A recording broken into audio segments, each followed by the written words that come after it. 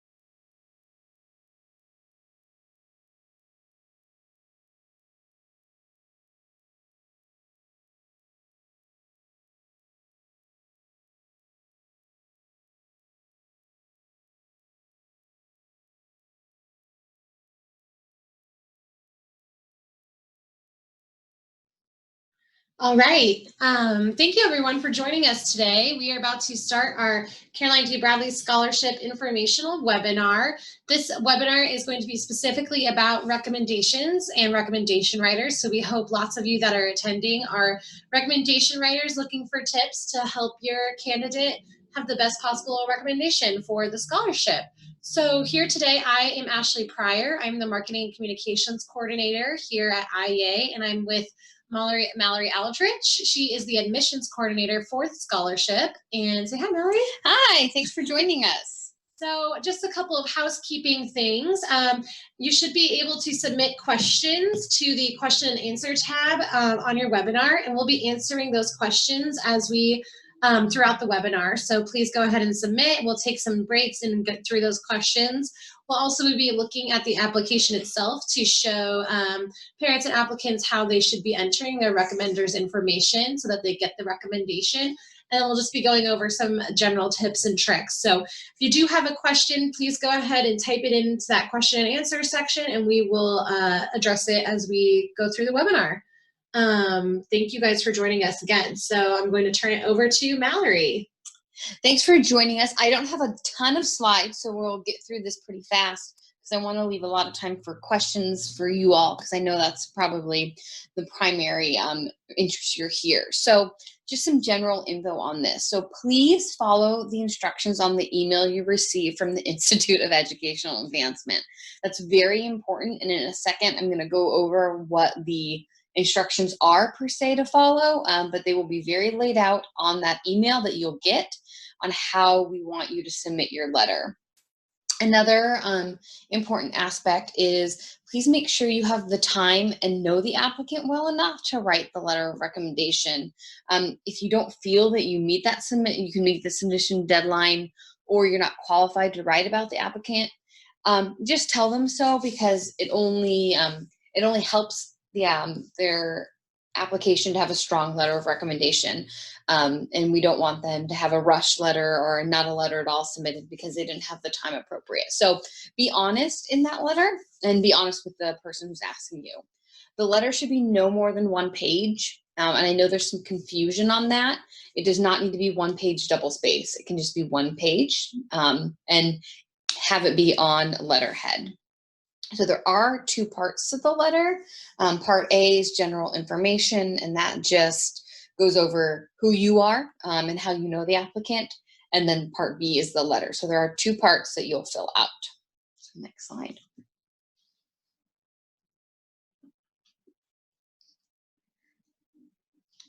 So instructions.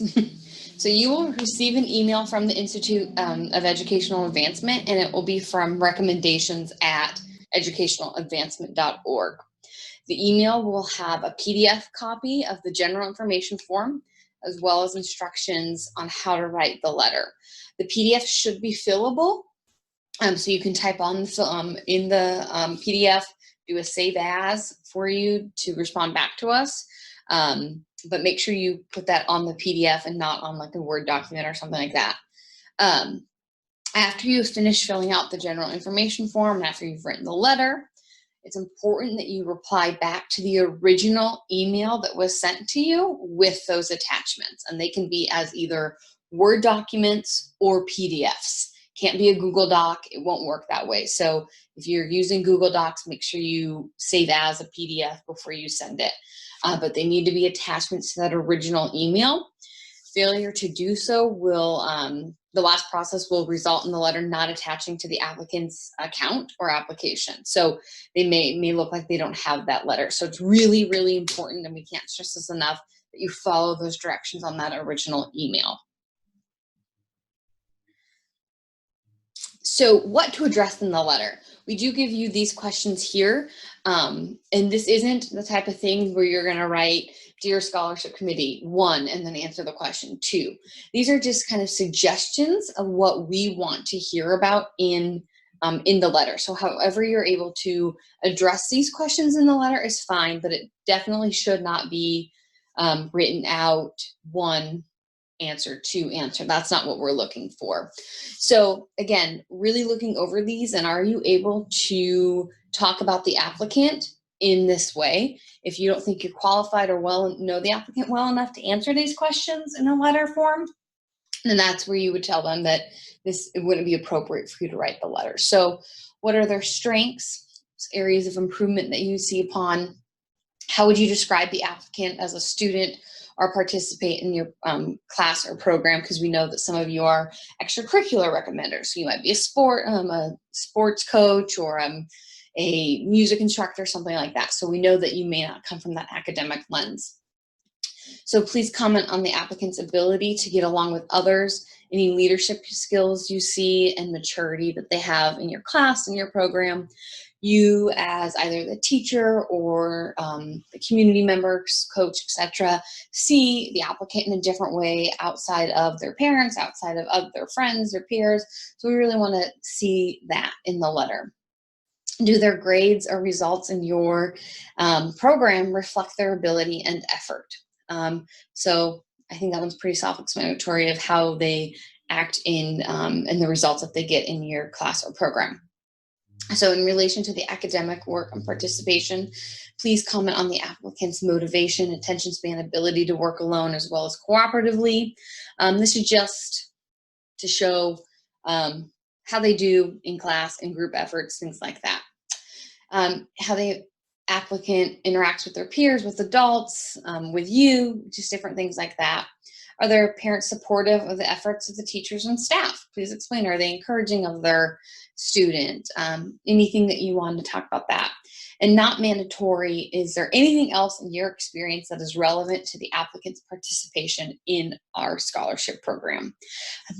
Just as a reminder, these letters are confidential. They're not, the applicant doesn't see the letter that is attached, and we don't send that back to them. So don't be afraid that when you send that back to us, that it's going to be to their program, that they can see that it is a confidential letter, and they don't get that back. Next one. I think we're up to questions. Yeah, we have a question. Yeah. So maybe you can answer this. Will a bad recommendation letter weaken an applicant's overall application? That's a great question. It won't weaken the application, but it won't help it. So we have had in the past letters that we really look to those letters to see how they are in class, see how they are outside of school in their extracurricular programs that they do, because it is a really long application, as you know, and we like to see all facets of students. So while it doesn't hurt their application, it doesn't help it.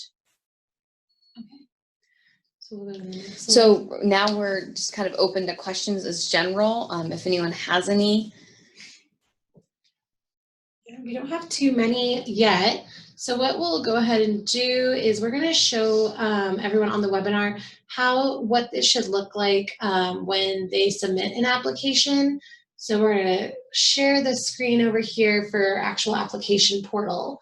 So if you are applying for the scholarship, you're familiar with the page, the How to Apply page with our details and important dates. If you scroll down, you'll be able to go back to your application or to start one to go to our portal. Now, here is an example of an application, the one that was just started, and we're looking specifically at the recommendation section. So if you scroll all the way pretty much to the end, you will see this section on how you should fill this out. You should provide the first and last name and the email address for each of your recommendations. Again, one should be an academic referral and one should be your extracurricular referral. Please place those in the appropriate spaces here. And then when you are ready to send the recommendation emails, you will check this box, which will just come right over here. You'll click the box, you'll submit, and it will submit the recommendation. And then when you click down and click save, so you don't have to submit your application, you just have to save it, those recommendation emails will automatically be sent. So that way you're not really waiting to complete the application for your recommenders to start the recommendation process. And we've been getting that question a lot. So no, you don't have to submit it.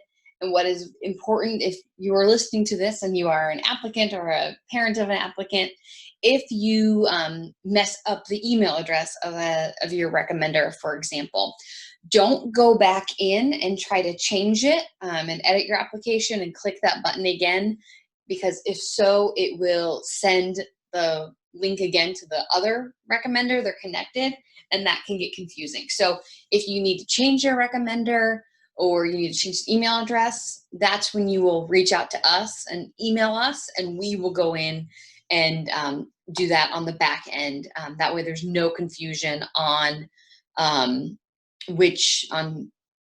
the link that's sent out to the recommenders. So again, if you need to edit something on the application for the recommenders part, only the recommenders part, everything else you can edit on your own, please reach out to us after if you've already clicked that button. Mm-hmm. And here's the email address again for anyone that needs it. It is scholarship@educationaladvancement.org. Melanie, can you talk more about, we got a question about how many apps acceptances, kind of what the overall competition is like for CE? Yeah, so we don't give out specific numbers. What we can say is that we do give out between about 25 and 28 scholarships annually. So we don't say how many apply, but the interview process is in the summer. And about mid-June, we will reach out to the applicants and let them know if they had made it to the round of interviews. So the applications due at the beginning of April, and around mid-June, they will hear back if they had made it to the interview round. Great. Kind of overall with these letters, like I stated before, a bad letter doesn't weaken your application. These are every bit only can strengthen your application. So really making sure that you can talk about the applicant. Again, if you're a parent or an applicant listening to this, making sure it's someone that can write about you. So oftentimes we have kids who think that this is someone that we want to see the recommendation from, but it's not the best person to have the letter written for. So someone who can really write about you is very important. Mm-hmm. We got a question about national test scores, what we're looking to present, and then as well as just like a typical profile? So there is no typical profile of a Caroline D. Bradley Scholar. So we have a wide range of students and what they're interested in. The thing that is most common among them, they are passionate about learning. They are passionate about their community. They are passionate about academics, about making a change in the world. They have a wide variety of interests. So they are all different. And so that's why there's no one typical profile of a CDB scholar. And the testing norms are different as well, because the testing is only one part of the application. And oftentimes it's the one that's talked about the most. Kind of funny enough, but it is only one part of the application. It does not weigh heavier than any other part of the application. So again, the test scores go the gamut of our scholars as well. Just this question about font and formatting for the recommendations. That's a great question. So we don't have a requirement on the font. We don't want it to be, in size 8. So the normal 12 point times New Roman, it's kind of standard. It could be a PDF or a Word doc. Either one works with our program, but we've had already a couple people submit a Google Doc and it doesn't attach, that we found. So we need to make sure that it's either a PDF or a Word doc. And then a question about just, is a school counselor or principal good for a recommendation? Yeah, absolutely. School counselor or principal for the extracurricular one, that is totally fine to do. Yeah. Okay. We'll stay online for a couple more minutes. And if you guys have any other questions about the scholarship itself or writing the recommendations, submit them now so that way we can answer them while we are online. Okay, so this is about the ACT. So we know that the ACT has multiple components of the test. So yeah, we are looking at that math, reading / English score for that test. So, but we do ask that you sit and take the whole test. Same with the SAT.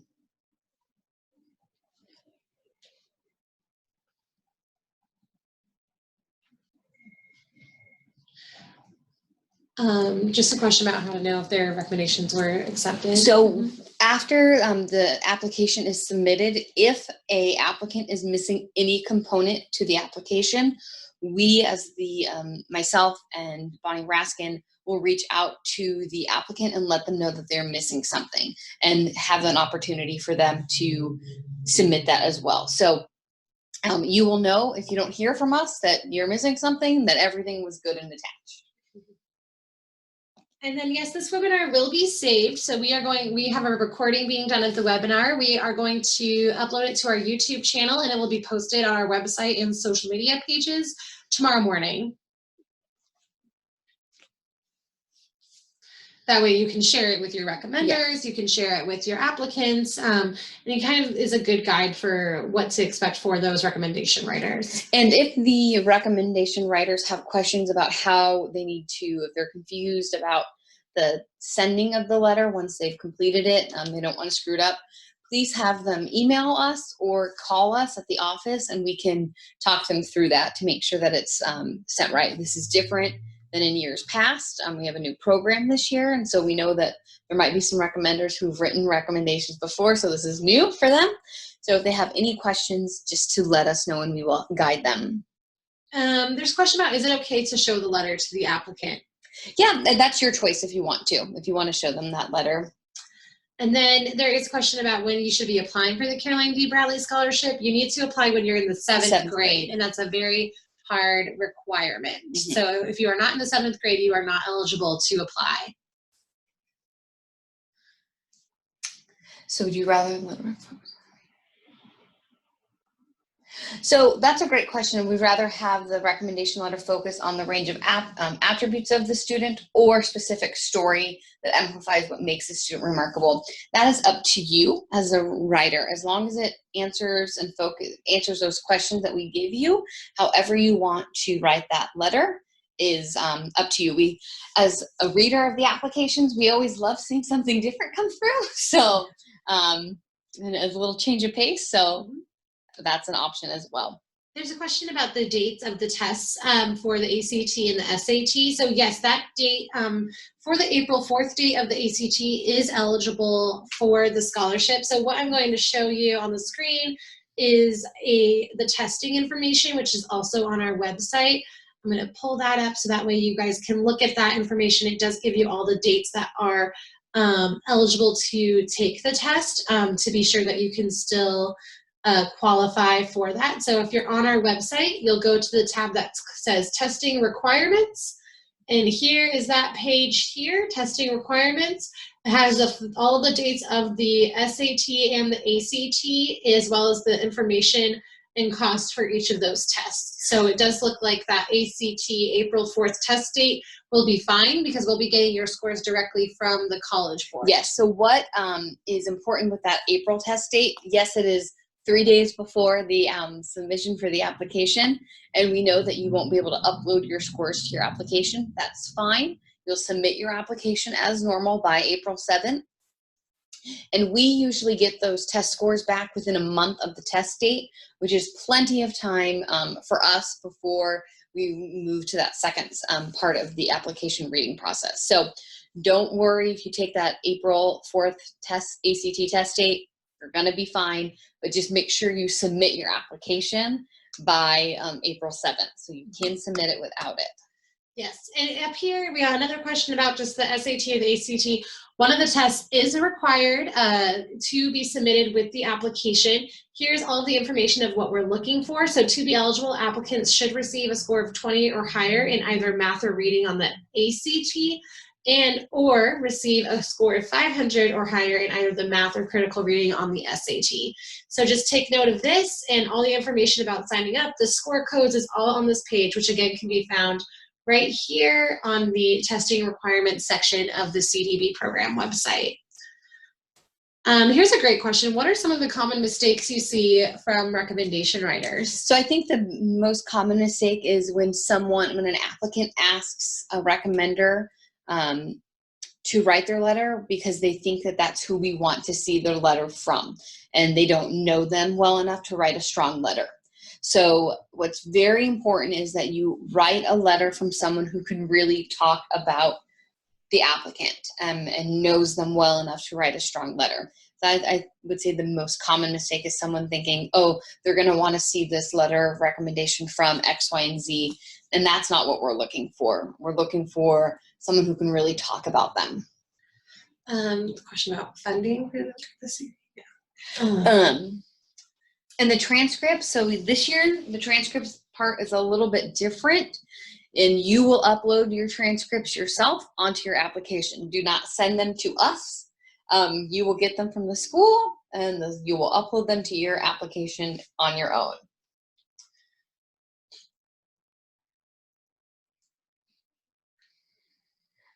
If we're already playing. We always say regarding the SAT, if you're already uploading it to your application, you need to have it sent to us. We always say it's good to have both because there may be an error in the uploading and it doesn't read correctly or something. So that's what we say, to do both, because it's always good to double check to make sure that we get both scores. And then we are aware of the under 13 issues with signing up for the ACT. Can you speak more to that, Mallory? Yeah, so because of internet privacy laws, you have to do paper applications, and we've heard different things about how they're doing that this year. We were told one thing, and we're hearing another thing from people who are trying to apply, but we don't get a confirmation letter that they've registered. We just get, once you put that test score in, we get the test score sent to us. So unfortunately, we don't know if you're confirmed to take the test. They will let you know when you're confirmed to take the test, but they don't confirm that they sent the test scores. But again, if any applicant is missing a portion of their application, we will reach out to you and let you know. Can you speak about how critical community service would be for an applicant?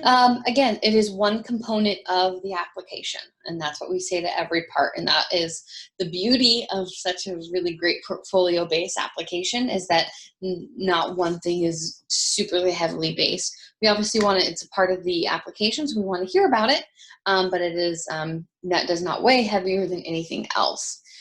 For the SAT, the essay portion is not required. You just need to sit for the traditional test. And then about a Spanish teacher, would that be an extracurricular or? Yep. So the extracurricular one can be anything or anyone outside of the academic one. So they're going to talk in a different way, but that academic recommendation, that's the only one with the strict requirements of it needing to be a humanities or a STEM teacher. The extracurricular one can be whoever you feel. If you haven't sent the SAT scores and you've already taken the test, you will call either the College Board or the ACT, and you will tell them you want them sent to us. And our test codes are on the website, and they will send them to us. So the next process will be communicated to applicants, whether they move forward to interviews. That's all going to be done much later. Yeah, in the mid-June. Parents will be notified, or yeah. Well, it's notified and to the student. Yeah, it's more notified to the student, but the parent would know as well. And then there's a good question. So my child's school doesn't want to send recommendations in until after the scores are received. It kind of sounds like you might want to go back to your child's school, and if you are waiting, we don't want them to have to wait to submit that recommendation. So I feel like, yeah, so that's something you need to address with the school if you're nervous about getting them submitted on time, but we do need that application submitted by April 7th. So if they're, if you can get them in, then get them in, but I definitely, that's a case that you need to talk to the school about getting them turned in on time. And then a question about transcripts. Would a report card be sufficient? Yeah, that would be sufficient as well. I know some middle schools don't do transcripts, so the report cards are totally fine. Great. Okay, I think we answered our last question. Unless anyone has anything last minute that they would like to submit. Otherwise, this recorded webinar will be available tomorrow on our YouTube page as well as IEA's social media pages. So look out for that link. We'll also be posting it to the website where you signed up for this webinar. We'll be posting the recording there so that you can share it with applicants, with parents, or with your recommendation writers. Yes, and again, if you have any questions, feel free to email us at scholarship@educationaladvancement.org. Awesome. Okay, thank you guys so much for joining us.